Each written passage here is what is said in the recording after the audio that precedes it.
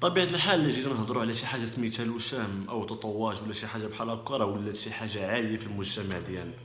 ونتحداك تكون شتي شي مرة في حياتك بحال هاد الشخص هذا اللي غادي نهضروا عليه في هاد الفيديو اليوم. الا ما كانش عندك 18 عام فحاول ما تتفرجش في لا فيديو لانه راه ما غاديش يديك النعاس في الليل. الفيديو ديال اليوم غادي نهضروا على واحد الشخص اللي ماشي طبيعي، اللي قرر يحول راسو من انسان طبيعي للشيطان.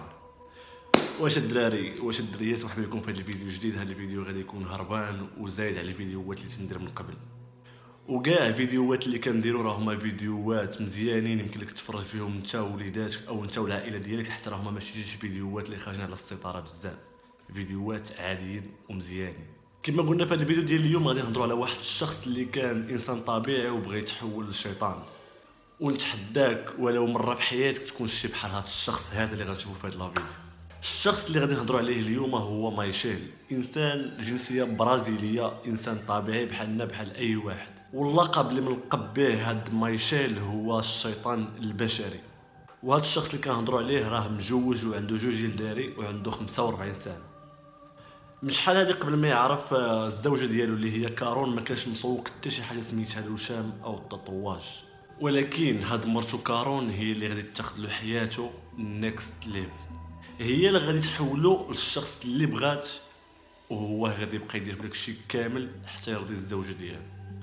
في كل نهار وفي كل ساعه وفي كل دقيقه بدات كتبيع فيه وكتشجعو حتى غيرد الجسم ديالو كامل وشم من الراس ديالو حتى لرجليه، لدرجه انه شم في وسط العين ديالو. هاد العمليه ديال الوشام كتسمى خطر كبير اللي كتوصل لبنادم يقدر يعمى باي طريقه.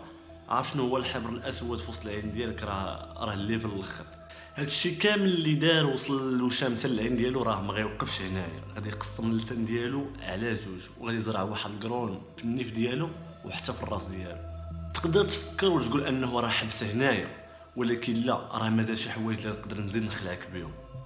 حنا كما كنعرفوا بعض البشريه كاين اللي كيقد سنانو باش يزيد يزين من المظهر ديالو، والعكس صحيح، هو مشى برد السنان ديالو باش يبان بحال الشيطان نيشان.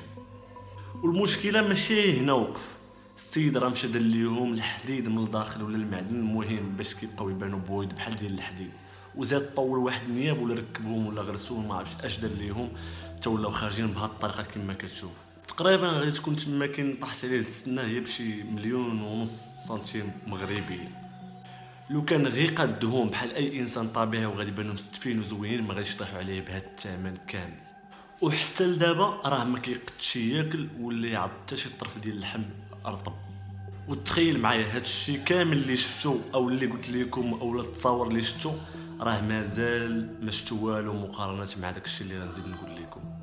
تصور معايا انه قطع ودنيه بجوج باش ما يبانش بحال دوك المتحولين اللي تحولوا قبل منه، ولكن هادوك اللي كان كيتنافس معاهم كانوا متنافسين قويين اللي قبل منه.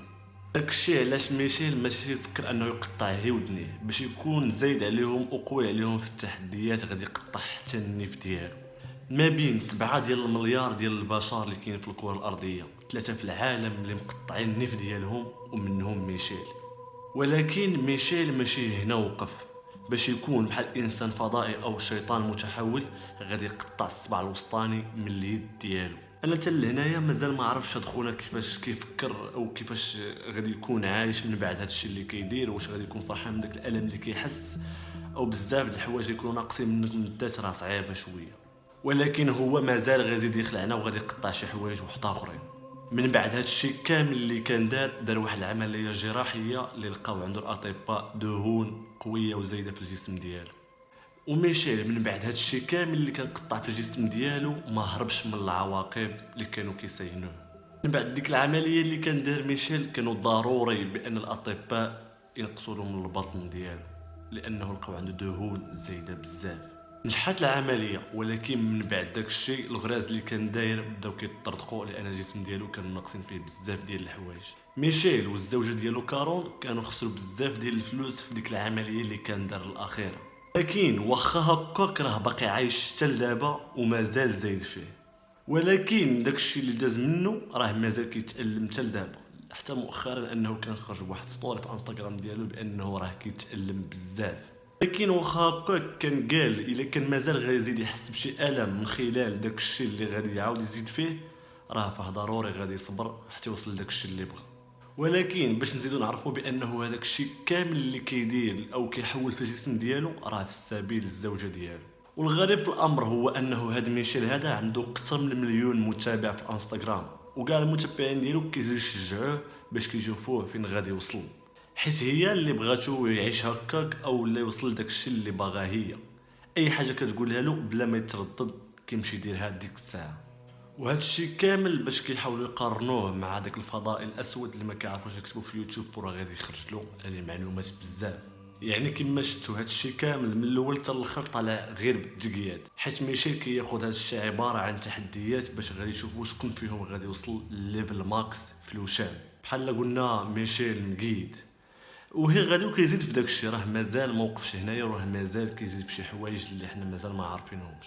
ربي عطاه واحد الجسم امانه وهو كيشرك فيه ويرسم فيه ويتعدى عليه كيف بغى، وكيتخلى على بعض شي اعضاء الانسان محتاج ليهم هي بالريق. الانسان راه كيبقى غير انسان، يحاول ينسى تقيده راه كيجي غير من الناس اللي قراب ليه. وبحال ديما وصلنا للاخر ديال الفيديو، نتلاقاو في شي فيديو جاي ان شاء الله. خليو لنا واحد جيم او غير سبسكرايب ولا شي كومونتير زوين. نتلاقاو في الفيديو الجاي. تهلا.